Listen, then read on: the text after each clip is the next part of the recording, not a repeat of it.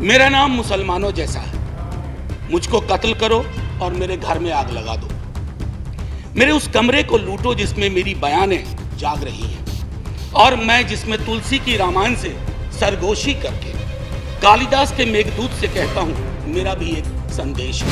मेरे लहू से चुल्लू भर महादेव पर फेंको और उस योगी से कह दो महादेव अब इस गंगा को वापस ले लो। शाही मसूम रजा ने महाभारत की स्क्रिप्ट लिखी। कश्मीर, रोहिंग्या और फलस्तीन जैसे भी मुद्दे को आप मुस्लिम एंगल से देखिए, नहीं सर, ह्यूमन राइट एंगल से देखिए। ना अली ना बाहुबली, केवल बजरंग बली। तो पता नहीं वो मंत्री महोदय डेली कागज लेके बैठते हैं, इसको पाकिस्तान भेजो, उसको पाकिस्तान भेजो। अरे हम सबको भेज दोगे पाकिस्तान तो मंत्री जी आप किसके मंत्री रहोगे? मोहम्मद नाम है तेरा, आधार कार्ड दिखा। माननीय उपसभापति महोदय, सच्चर कमेटी और रंगनाथ मिश्रा आयोग दोनों के संदर्भ में अब्दुल वहाब साहब का ये रेजोल्यूशन, मुझे बेहद खुशी है। लॉटरी से आता है ये रेजोल्यूशन, आज यहाँ आया और हम सब चर्चा भी कर रहे हैं। हमारे मंतव्य, हमारे रुझान अलग अलग हो सकते हैं, लेकिन 20% आबादी के प्रति अगर हमारा दृष्टिकोण उचित नहीं है, हमारे दृष्टिकोण में समग्रता में लेने का अगर भाव नहीं है, तो मैं समझता हूं कि चाहे $5 ट्रिलियन की इकोनॉमी बना लें या आलीशान महल खड़े कर लें, एक मुल्क के रूप में हम तन्हा महसूस करेंगे। ये मेरा मानना था। अब्दुल वहाब साहब ने जब रेजोल्यूशन के बारे में बोलने खड़े हुए, मुझे लगा कि एक विस्तृत फलक पर वो अपनी बात रखेंगे, लेकिन एक झिझक मैंने देखी, एक संकोच सा देखा। मैं डर नहीं कहूंगा, एक झिझक, एक संकोच, एक रिलक्टेंस जिसको अंग्रेजी में कहते हैं। सर ये आज है देश के मुसलमानों में अधिकांश की यही हालत है, एक झिझक, एक संकोच, एक रिलक्टेंस। ये सर मैं यकीन मानिए, मैं बस कुछ बातें रखूंगा। माननीय उपसभापति महोदय, प्लीज। समाज के अंदर ध्रुवीकरण है, इससे कोई इनकार नहीं कर सकता, और यह भी कोई इनकार नहीं कर सकता कि यह ध्रुवीकरण समाज के लिए अच्छा है, इलेक्शन के लिए अच्छा हो सकता है, चुनाव के लिए अच्छा हो सकता है, लेकिन ध्रुवीकृत समाज अंदर अंदर उसको दीमक चाटने लगता है। अड़ोस पड़ोस देख लीजिए, जो मजहब के नाम पर मुल्क बने, आज उनकी क्या हालत है। अरे वो तो एक भी नहीं रह पाए, भाषा मजहब पर भारी पड़ गई। बांग्लादेश का जन्म हुआ। हमारे यहां जो परिस्थितियां सर उठा रही हैं, उन सर उठाने वाली परिस्थितियों पर कब्जा करना होगा, क्योंकि हालात आज ये हो गए हैं माननीय सभापति महोदय कि हम कपड़ों से पहचानते हैं। तो जाहिद तंग नजर ने मुझे काफिर जाना और काफिर यह समझता है मुसलमान हूं मैं। ऐसे अगर समाज बटेगा कि मेरी जुबान से, मेरी भाषा से, मेरे परिवेश से, मेरे परिधान से आप पहचान करेंगे, उसके आधार पर निर्णय करेंगे, तो वो समाज के लिए उचित नहीं है। क्योंकि इस रेजोल्यूशन का जो आखिरी जो वो एक्सपेक्ट करते हैं, वो लाइन बहुत महत्वपूर्ण है सर, मैं उसको पढ़ना चाहता हूं। The resolution urges the house to enact. Please Anil ji आपकी तवज्जो चाहता हूं। मेरा अनुरोध है पीछे बैठे माननीय सदस्यों से, माननीय सदस्य जो पीछे बैठे हैं, please, we are having debates, please. हाँ बोले professor Jha. Sir, to enact a legislation for prevention of atrocities against minorities of the country so as to build confidence amongst Muslims who were vulnerable. सहज सी बात है sir, देश आजाद हुआ, राकेश भाई ने भी बहुत विस्तार से बात रखी, देश की आजादी, तकसीम, पार्टीशन। सर मैं हाउस में प्रोफेसर झा बोले।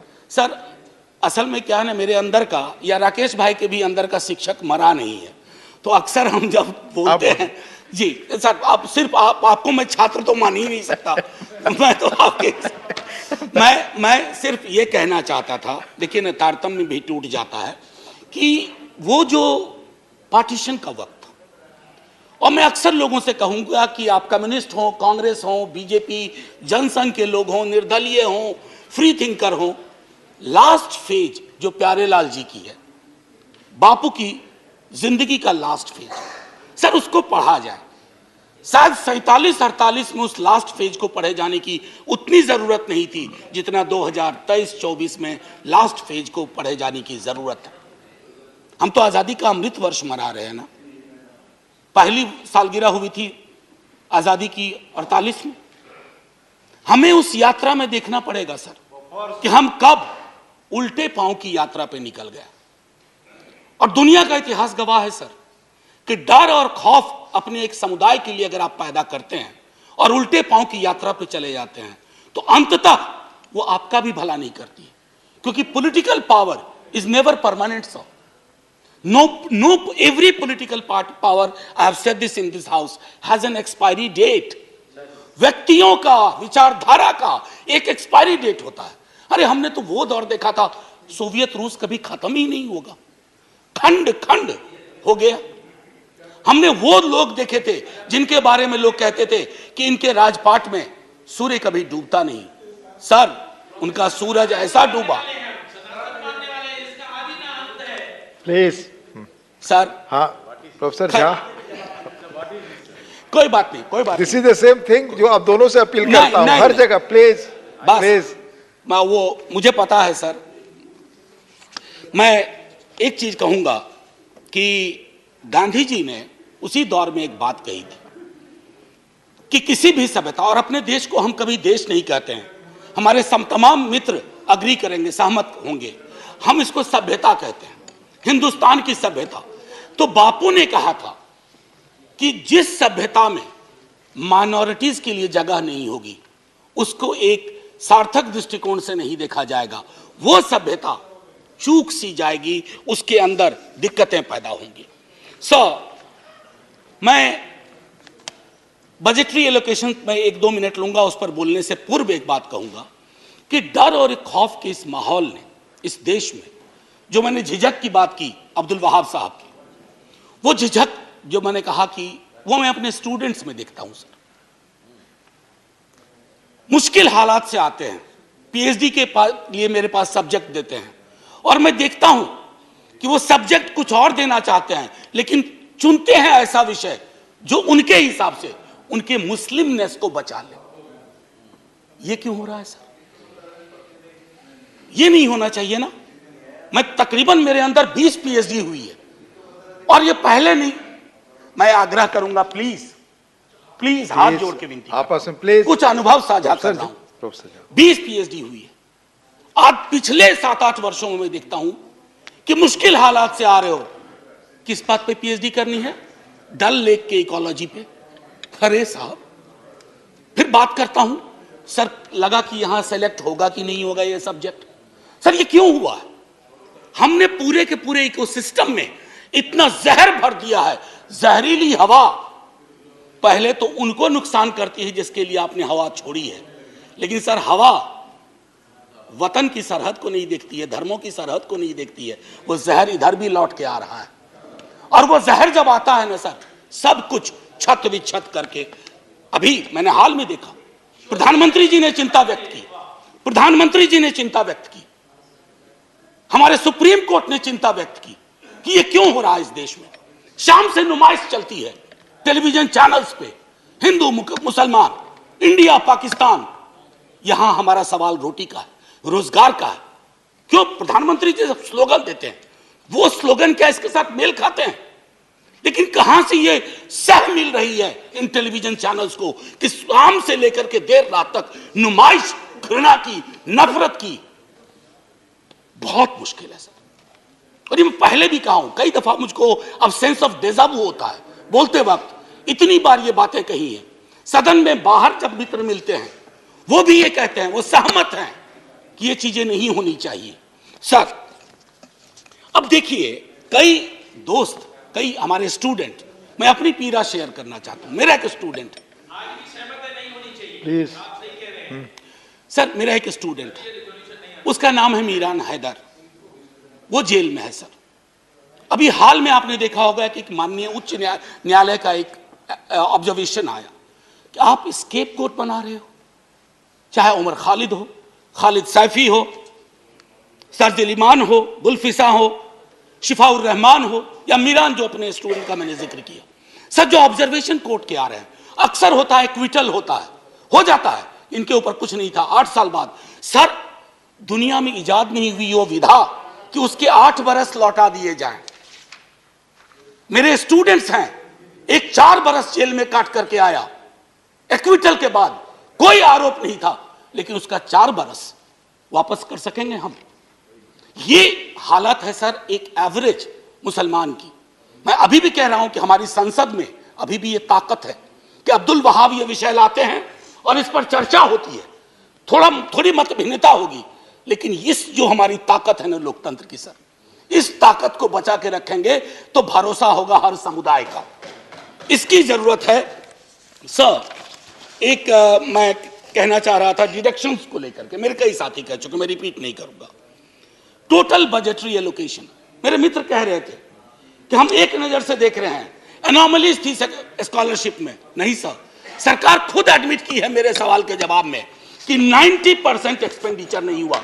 ये ऑन रिकॉर्ड है सर, 90%। ये मैंने दिसंबर 22 में मुझको ये जवाब दिया, 4000 करोड़ यूटिलाइज नहीं हुए थे। ये क्या दिखाता है सर कि पूरा का पूरा नजरिया हमारा इस समुदाय को लेकर के बहुत स्क्यूड है। बहुत तारीफ होती है बुलडोजर बुलडोजर बुलडोजर, हमने तो यूके के पीएम को भी बिठा दिया बुलडोजर पे। सर बुलडोजर चला दो, हम पर भी चलवा दो प्लीज। मैं यही कह रहा हूं सर, बुलडोजर जिस देश में सेलिब्रेट किया जाने लगे, उस देश में ये वक्त आ गया है कि लोग गंभीरता पूर्वक सोचें, क्या बुलडोजर प्रतीक हो सकता है किसी भी चीज का? अगर है तो कोर्ट को क्यों कहना पड़ता है? माननीय न्यायालय ने कहा फिर तो हमारा काम हम पर ताला लगा दो, बुलडोजर चला दो। और किसी को बुलडोजर बाबा के नाम से सेलिब्रेट किया जाता है। अब पता नहीं वो कैसे कंफर्टेबल है उस नाम के साथ, मैं तो नहीं हूं। सर मेरा ये कहना है कि जितने भी ह्यूमन राइट वॉच की रिपोर्ट देखें आपको स्पष्ट तौर पे मिलेगा, देश की और बाहर की मॉब लिंचिंग, हेट क्राइम्स, ये क्यों बढ़ रहे हैं 8 वर्ष में 9 वर्ष में अचानक मेरे देश में? ये गांधी नेहरू आजाद अंबेडकर का देश है। मैं जानता हूं नेहरू को लेकर के आपके अंदर बड़ी दुविधा रहती है। एक डिमोलिशन स्क्वाड है नेहरू को खत्म करने का, और मैंने इसी सदन में कहा है नेहरू कांग्रेस की प्रॉपर्टी और कॉपीराइट नहीं है, नेहरू इस देश की विरासत है। जितना हक नेहरू पे कांग्रेस का है, एक एक हिंदुस्तानी का है। मैं जानता हूं कि कांग्रेस के दूसरे प्रधानमंत्रियों के लिए आपको उतना नहीं करना पड़ेगा, नहीं मेहनत करते हैं अटैक करने में, नेहरू पे करते हैं, क्योंकि नेहरू अभी भी दीवार बन के खड़े हैं पार्लियामेंट्री डेमोक्रेसी को प्रोटेक्ट करने के लिए। उस दीवार को जब तक आप नहीं गिराएंगे तब तक आप अपना रियलाइज नहीं कर पाएंगे goal, whatever ulterior motives you have. So मैं अब इसको बाकी चीज को, जैसे अब मैं एक बात कहूं, हमारे बिहार के एक मंत्री हैं, सब लोग, मैं नाम नहीं लूंगा, बात बात पे वो मंत्री महोदय कहते हैं कि पाकिस्तान चले जाओ, पाकिस्तान चले जाओ। ना उनको क्षेत्रफल का अंदाजा है पाकिस्तान का, ना उनको कॉम्प्लिकेशन पता है कि पाकिस्तान कैसे भेजोगे अरबों लोगों को। मुझे तो एक ह्यूमन राइट एक्टिविस्ट अस्मा जहांगीर जी को आप जानते होंगे, मैं उनके स्मृति में एक भाषण के लिए मुझे बुलाया गया, मुझे मना कर दिया गया। तो पता नहीं वो मंत्री महोदय डेली कागज लेके बैठते हैं, इसको पाकिस्तान भेजो, उसको पाकिस्तान भेजो। अरे हम सबको भेज दोगे पाकिस्तान तो मंत्री जी आप किसके मंत्री रहोगे? आपका इलाका खाली हो जाएगा। अब वो सीमांचल गए, सीमांचल में पलायन हो रहा है, उन्हीं की पार्टी के लोगों ने कहा कि ये गलत बात है, कोई पलायन नहीं हो रहा। लेकिन आपको वो कैराना मॉडल ढूंढना था सीमांचल में, तो जब तक पूरा का पूरा अब मैं आपको छोटी वानगी देके खत्म करूंगा। एक मोहतरमा है, वो कहती है चाकू तेज रखना, पता नहीं कब जरूरत हो जाए। ये है सर, और इनको मन से माफी नहीं मिली थी एक बार। दूसरे हैं if you want remain silent if somebody tries to kill our mother, ये गाय के बारे में है। सुना 14 तारीख को कॉ हक डे है। मैं भी कोशिश करूंगा सर, हालांकि हमको मरखानी गाय मिल जाती है अक्सर जिंदगी में। हाँ, भाग्य की बात है। तेरा नाम क्या है? मैं कुछ चुनिंदा उदाहरण दे रहा हूं, ये महत्वपूर्ण लोग हैं। तेरा नाम क्या है? मोहम्मद नाम है तेरा, आधार कार्ड दिखा। Hindus who don't vote for me have miyan blood in their veins. महत्वपूर्ण व्यक्ति हैं, मंत्री के पद के लगा। ना अली ना बाहुबली, केवल बजरंग बली। ये भी महत्वपूर्ण व्यक्ति हैं। जो लोग सूर्य नमस्कार को नहीं मानते उन्हें समुद्र में डूब जाने चाहिए। ये तो बहुत बड़े व्यक्ति हैं और अपने आप को नया ऑपरेटिंग सिस्टम बनाना चाहते हैं। हमारे प्रधानमंत्री जी के बरक्स और इकोनॉमिक बाइकॉट की अक्सर बात होती है, जालीदार टोपी की बात होती है। दिक्कत ये हो गई है सर कि कश्मीर, रोहिंग्या और फलस्तीन जैसे भी मुद्दे को आप मुस्लिम एंगल से देखते हैं। नहीं सर, ह्यूमन राइट एंगल से देखिए, उसमें भी समाधान के लक्षण है। यहां तो घर तक लोगों को नहीं मिलते।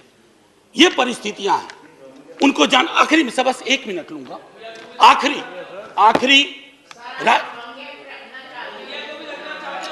मैं प्लीज नो क्रॉस टॉकिंग। आपको मौका मिलेगा बोलने का, इधर तो आप बोले।